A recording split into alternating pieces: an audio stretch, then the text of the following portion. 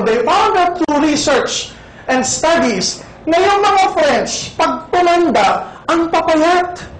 Bihirang-bihira yung matataba. Samantalang yung mga Amerikano na mahilig magkakain ng burger at fries, pag tumanda, overweight, obese. Yung mga Amerikano may cancer, may diabetes, may high blood, mataas ang cholesterol. Samantalang yung mga sakit na yan, mababa ang incidence sa France.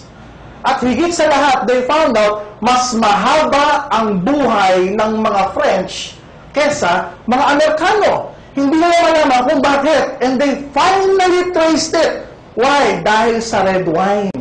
Kasi ang mga French, umaga pa lang, red wine na. Tanghali, red wine. Dinner, bago matulog, red wine. Pampainit ng katawan. Kaya proven sa tao na yung longevity polyphenol nagte-take effect.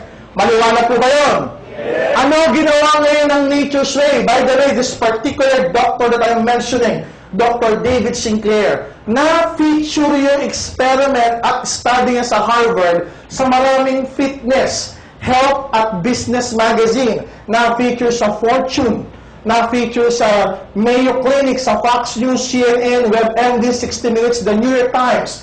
Na-feature din siya as a guest sa Barbara Walters Show, sa Oprah Winfrey Show. Pamilyar po ba kayo doon? Sikat o hindi sikat? Napag-usapan siya ng todo-todo.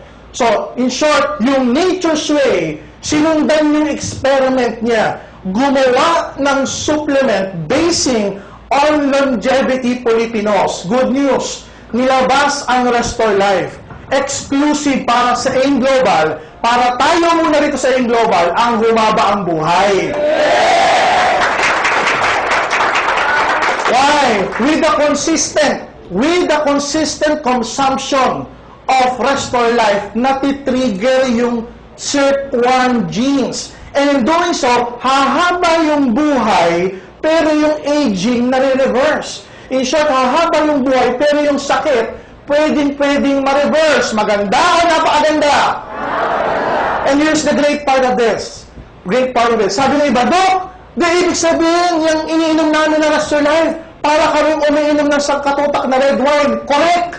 The good thing about this is you can equate this with 1 V-Caps, kasi naka-V-Caps din siya. 1 V-Caps of Restore Life is equivalent to 100 glasses of red wine.